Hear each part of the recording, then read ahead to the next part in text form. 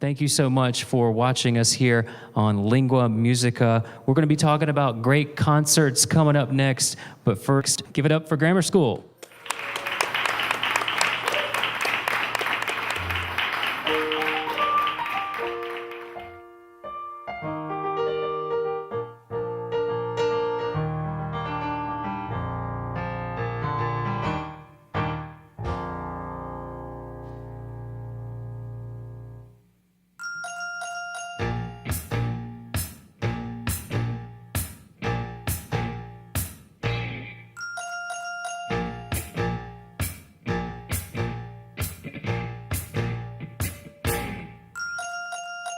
Whom it may concern this, that is to uphold my support for the man who can strip anyone's accord in 10 seconds flat. Change of circumstance may lead you to pick up the phone, leave the criminal behind tonight. He's a superhero, you know what I mean. You see your way and I'll see mine. When we get together, you follow, follow, follow, follow, you follow me.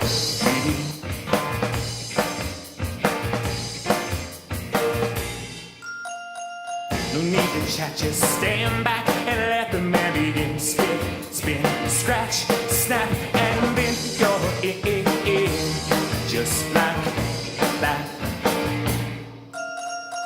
Open the hatch, shiny secret toolbox inside where he pretends to fidget for the right gadget to try. Oh, there's only one thing. You got the keys to dimensional doors. Once you step in, you don't know what you're in for. Hope and pray that he don't swallow, swallow, swallow, swallow, you swallow.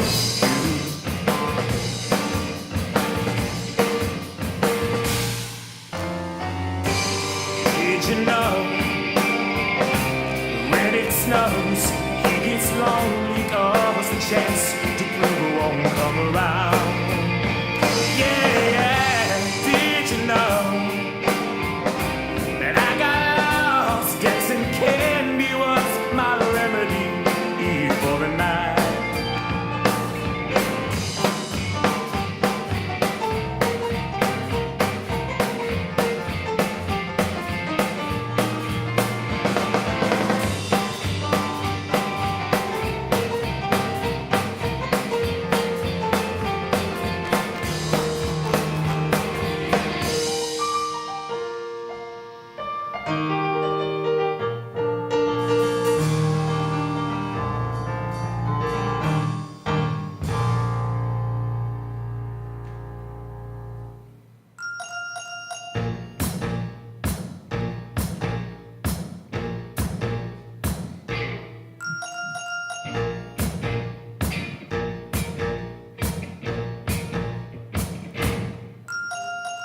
So let the lesson be. You've got that green card in your hand, hold it up to the light.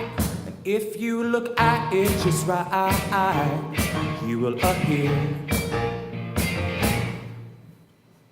No need to chat, just stand back and let the melody spin, spin, scratch, snap, and move your in. Never mind me. He's got the right idea for you this time, and the best part that's hard to leave behind is that he'll be there tomorrow.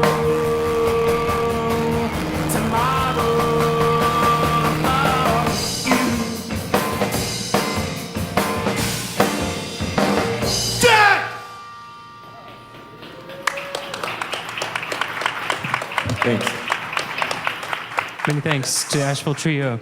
Grammar School, and you can link to their site from our linguamusicalive.com website on the front page and see Grammar School. Thank you so much for tuning in. We are live at the White Horse in Black Mountain for Lingua Musica. I'm Joe Kendrick, joined by Stephanie Morgan, River Gregarian, Fred Mills. Thank you for being here, and we're talking about our next subject, great concerts.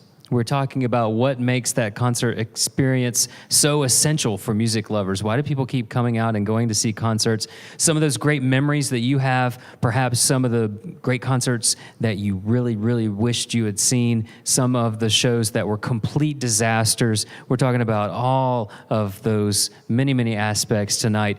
Go ahead and tweet us online on Twitter and use the hashtag #Lingua Musica, or go onto our Facebook page at Lingua Musica and send us your comments. We're going to be giving away some nice little goodies. We've got some CDs to give away from Stephanie Zid from River Gregarian Projects. We've got some things that I've cobbled aside. We've got some live passes here to the White Horse. But really, it's all about this interaction and this conversation of bringing you into the room, literally here in Black Mountain, and you can do that online. Talking about great concerts, Fred, what really makes a great concert for you? I was trying to compile a list of some of the classic shows, and I realized I would wind up just, I've been going to concerts ever since April 7th, 1970, when I saw Led Zeppelin at the Charlotte Coliseum, and the most recent show I saw was Billy Bragg at the Orange Peel a couple of weeks ago. Great show. I did make a short list. Led Zepp, Billy Bragg, Leonard Cohen, 2009 in Nashville, Flaming Lips, 86, Dream Syndicate, 86, U2, 83, The Kinks, 75, Guided by Voices, 99, Neil Young, 99, Johnny Cash, 1990, at a party for Tom Cruise. I'll tell you about that another time. But what they've all got in common, and I think that this is something people can relate to, is that each of those shows, there was something personal that kind of transferred between the audience and the performer. Sometimes it's a very subtle thing that you just kind of pick up on, you can't really express. Sometimes it's something more overt. Maybe the audience, maybe the performer stage dives or something. In the case of the Flaming Lips, Wayne Coyne might even walk into the crowd in a giant gerbil ball or something. And it just seems like the common denominator is always the connection that is made. And a lot of other factors go into it, the venue itself and sound and the crowd. But bottom line, I've said this before, I think an audience and a fan can tell if a performer is faking or just going through the motions. Someone recently told me that Josh Ritter played in Asheville a while back, and he came out and said, "Hello, Raleigh." And he recovered, but he was clearly on autopilot there, at least for a few minutes, and that has the potential to kind of mess it up for an audience if they sense that he's just a performer, because we want our entertainers and our artists to kind of touch us on the inside, and the way they do it is they make you feel that you're part of the experience, right? I mean, you guys are performers. As a concert goer myself, I'd have to say the same thing. I agree with you. I don't like it when it's so much of a show. I know there's lots of things like that, but when every single second is worked out, I like to see real humans be up on stage and give it all they got and not being afraid to take the moment. If a moment wants to go here or there, that's where I really get high and intoxicated from as an audience member. Because I'm a type of person my whole youth was pretty much shaped by going to see live music and going into record stores and then practicing and then hanging out with my friends, of course, and this kind of things. But when we moved from Canada to an area very close to New York and in New Jersey, when I was about, say, 14 years old, I would just go out into New York on the weekends on a train. My parents didn't really understand New York because they were from a different country. And I would go into the most famous jazz clubs, or the Village Vanguard, or the Bottom Line, or CBGB's, or a place like that, and sit this close to my favorite artist that I was listening to on record for years and years and years. So it blew my mind to sat next to them. And I love like a place like White Horse. I love a place that is so intimate where you could just kind of touch your audience people, like literally. And when I would go see big concerts, it was special too. One of the nicest, biggest concerts I've seen was the very, very first Amnesty International concert was around 1985, I think, and it was like, it was Peter Gabriel and U2 and the Neville Brothers, and it was supposed to be Sting, but it ended up being the first reunion of the Police. So I saw Stuart Copeland's drum set there, and I was a big Stuart Copeland fan. You were coveting that drum set, weren't you? I wanted to jump on there and play it. But it was beautiful to also see beyond people with their musical chops and understanding, to see harmony on stage and to see different bands get together for the same cause, all for a similar idea. And there was a certain kind of energy in the audience for that. Anyways. Yeah, I'm with you on that. There's a certain thing that happens outside of like whoever the band is for me. Like, so that's a big part of the concert experience for me is the actual environment of it. And that's been both positive and negative for me. I was telling these guys earlier that I'm really short, and so it's hard for me to be at live shows where there's like everybody standing on the same level. There's always some guy, like really tall guy in front of me and somebody dancing and like running into me. And like I don't have the same connection that the other people have sometimes, I think. And so I miss that because I hear people talking about that and I don't always have it. So sometimes I make a better performer than audience member. I'll get like bored and I'll realize it's because, I just don't get to have that same connection. But you'll stage dive, won't you? There's that. Then I can be in the audience too. But the other part of it is like I really love big arenas because of just the space, itself. And I was telling Fred earlier too that I love DVD concerts, which he was saying he doesn't really get into, but I really like that because that gives me the like if I'm in a room with maybe 10 people at a concert, that is one of my favorite things to do is just a little living room concert. To see that, I think that's so intimate and awesome. But if somebody is a great filmmaker, then the DVD experience will bring that for me.